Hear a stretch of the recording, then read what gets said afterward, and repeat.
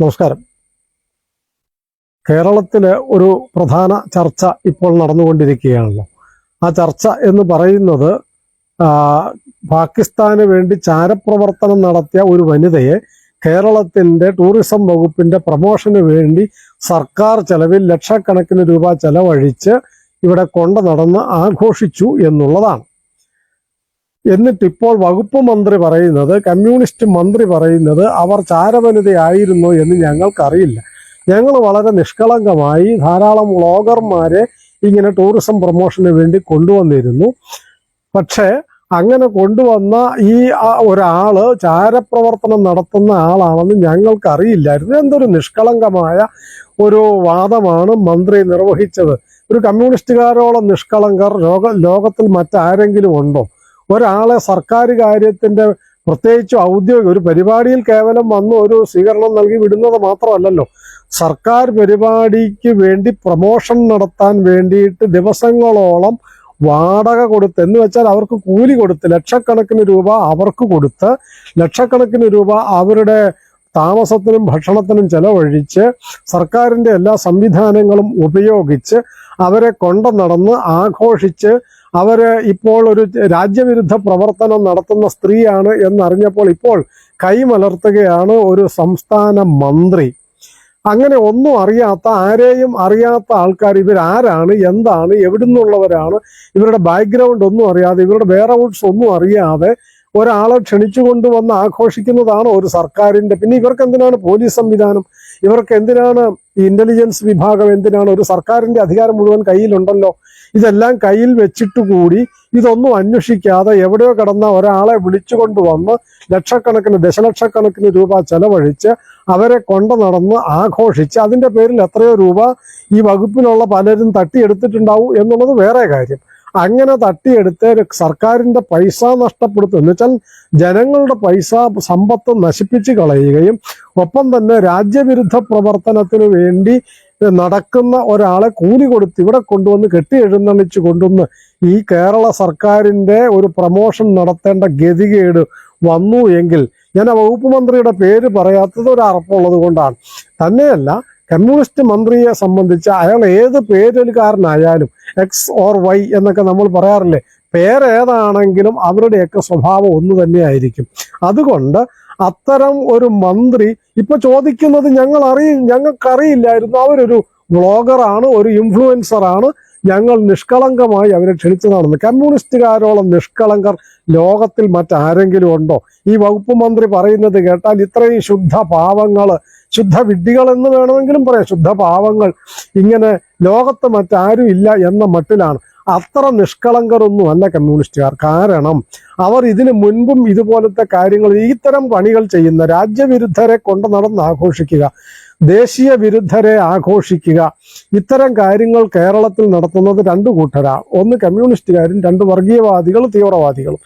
ഈ രണ്ട് കൂട്ടരാണ് ഈ രാജ്യവിരുദ്ധത ആഘോഷിക്കുന്നത്, ദേശവിരുദ്ധതയ്ക്ക് ചെല്ലും ചെലവും കൊടുത്ത് കൊണ്ടു നടക്കുന്നത് ഈ രണ്ടു കൂട്ടരാണ്. ഇത് ആദ്യത്തെ കാര്യമല്ല. മന്ത്രി റിയാസ് പറയുന്നത് കേട്ടാൽ തോന്നുക ഇതാദ്യമായി നടക്കുന്ന ഒരു ഏർപ്പാടാണെന്നാണ്. നിഷ്കളങ്കമായി അറിയാതെ ചെയ്തു പോയ ഒരു നല്ല കാര്യത്തിനെ ഇങ്ങനെ വിമർശിക്കാവോ എന്നൊക്കെയാണ് അദ്ദേഹം ചോദിക്കുന്നത്. അങ്ങനെയല്ല സാർ, അങ്ങനെയല്ല ഈ കാര്യം. ഞാൻ വേറൊരു കാര്യം പറയാം. കുറച്ചു വർഷം മുന്നേ കാലിക്കറ്റ് സർവകലാശാലയിൽ ഇംഗ്ലീഷ് വിഭാഗത്തിന് ഒരു കവിത പഠിക്കുവാൻ വേണ്ടിയിട്ട് ഏർപ്പാട് ചെയ്തു. അത് വലിയ വിവാദമായി. ആ കവിത ഉൾപ്പെടുത്തിയതിന്, പാഠഭാഗത്തിൽ ചേർത്തതിന് വലിയ വിവാദമായി. എന്തായിരുന്നു കാര്യം? ആരുടെ ആയിരുന്നു കവിത? ഭീകരവാദ പ്രവർത്തനത്തിന് ഗ്വാണ്ടിനാമോ ജയിലിൽ തടവ് ശിക്ഷ അനുഭവിക്കുന്ന ഒരു അൽ-ഖ്വയ്ദ അതോ താലിബാൻ ഭീകരവാദി ഇബ്രാഹിം സുലൈമാൻ അൽ റുബൈഷ് എന്ന് പറയുന്ന ആളിന്റെ കവിത. അയാൾ ജയിലിൽ കിടക്കുകയാണ്, ഭീകരവാദത്തിന് അറസ്റ്റ് ചെയ്യപ്പെട്ട് ജയിലിൽ കിടക്കുകയാണ്. അയാൾ ഭീകരവാദിയാണോ എന്ന് അറിയില്ലായിരുന്നു, ഞങ്ങൾക്ക് അബദ്ധം പറ്റിയതാണെന്നൊന്നുമല്ല. അയാൾ ജയിലിൽ കിടക്കവേ തന്നെ, ഭീകരവാദത്തിന് അറസ്റ്റ് ചെയ്ത് ജയിലിൽ കിടക്കവേ തന്നെ അയാളുടെ കവിത കാലിക്കറ്റ് സർവകലാശാലയുടെ പാഠഭാഗത്തിൽ പെടുത്തിയെങ്കിൽ നിഷ്കളങ്കമായിട്ടല്ലല്ലോ. രണ്ടു കൂട്ടരും ഈ പണി ചെയ്തുകൊണ്ടിരിക്കുന്നത്, അതായത് തീവ്രവാദികളെ സപ്പോർട്ട് ചെയ്യുന്നതും ഈ തരം ഭീകരവാദികളെയും രാജ്യദ്രോഹികളെയും ആഘോഷിക്കുന്നതും കമ്മ്യൂണിസ്റ്റുകാരും ഈ പറയുന്ന തീവ്രവാദി വർഗീയവാദി വിഭാഗങ്ങളുമാണ് കേരളത്തിലേത്. അതുകൊണ്ട് ഇതാദ്യമല്ല എന്നർത്ഥം. മുമ്പ് എപ്പോഴാണ്, എത്രയോ വർഷങ്ങളായി ഭീകരവാദ പ്രവർത്തനത്തിന്റെ പേരിൽ അറസ്റ്റ് ചെയ്ത്, അതും communist government, Nayanar government arrest ചെയ്ത് ജയിലിൽ ഇട്ടിരിക്കുന്ന മദനിയെ ക്ഷണിച്ചു കൊണ്ടുവന്ന് വാളയാർ മുതൽ തിരുവനന്തപുരം വരെ വലിയ ആനയും അമ്പാരിയുമായി സ്വീകരിച്ചു കൊണ്ട് നടന്ന് തോളത്ത് കയറ്റി നിർത്തി ആഘോഷിച്ചത് എന്തിനാണ്? ആരാണ്? കമ്മ്യൂണിസ്റ്റുകാരായിരുന്നല്ലോ. ഈ പറയുന്ന പിണറായി വിജയനും കോടിയേരി ബാലകൃഷ്ണനും ഇടത്തും വലത്തും നിന്ന് കാവൽ നിന്നിട്ട് കൊണ്ടുവന്നത് മദനിയെ പിന്നെ ഏത് സ്വാതന്ത്ര്യ സമരത്തിൽ പങ്കെടുത്തതിനായിരുന്നു ജയിലിൽ കിടന്നത്. എത്രയോ പേരെ കൊന്ന ബോംബ് സ്ഫോടനത്തിലെ കേസിലെ പല കേസിലെ പ്രതിയാണ് അദ്ദേഹം. അദ്ദേഹത്തിനെ ക്ഷണിച്ചു കൊണ്ടുവന്നത് അറിയാതെയല്ല, അബദ്ധവശാലും അല്ല എന്ന കാര്യം കമ്മ്യൂണിസ്റ്റുകാർക്ക് അറിയാഞ്ഞിട്ടല്ലല്ലോ. അതുകൊണ്ട് അറിഞ്ഞുകൊണ്ടാണ് അവർ.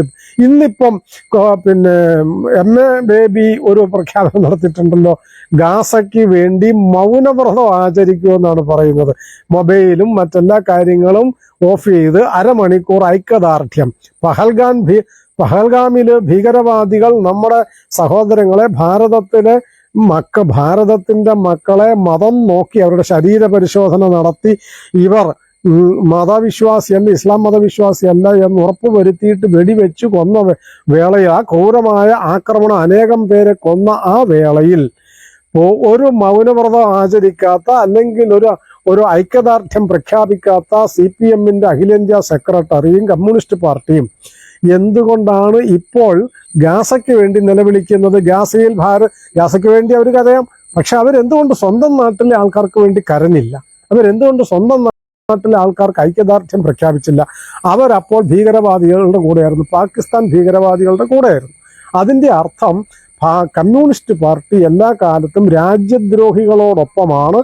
അവർ തന്നെ ചാരപ്രവർത്തനം നടത്തിയിട്ടുണ്ട്. 1962 ചൈന ഭാരതത്തെ ആക്രമിച്ചപ്പോൾ ജവഹർലാൽ നെഹ്റു കമ്മ്യൂണിസ്റ്റ് പാർട്ടിയെ നിരോധിച്ചത് ചൈനയ്ക്ക് വേണ്ടി ചാരപ്രവർത്തനം നടത്തി എന്ന് പറഞ്ഞിട്ടായിരുന്നു.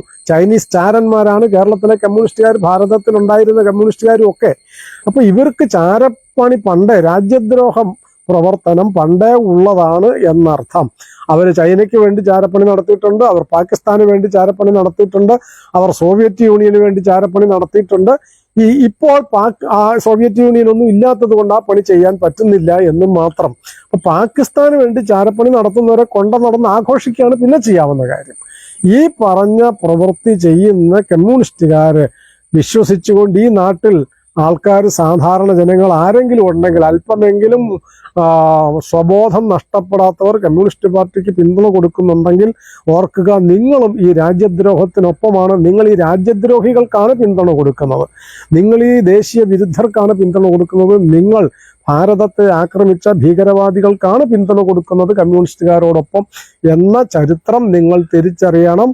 ഇത് കേരളത്തിലെ സർക്കാർ അറിഞ്ഞുകൊണ്ട് ചെയ്തതാണ്, അറിയാതെ അവർക്ക് പറ്റിയ അബദ്ധമല്ല എന്ന് ഓർക്കണം എന്ന് എല്ലാവരോടും അഭ്യർത്ഥിക്കുന്നു.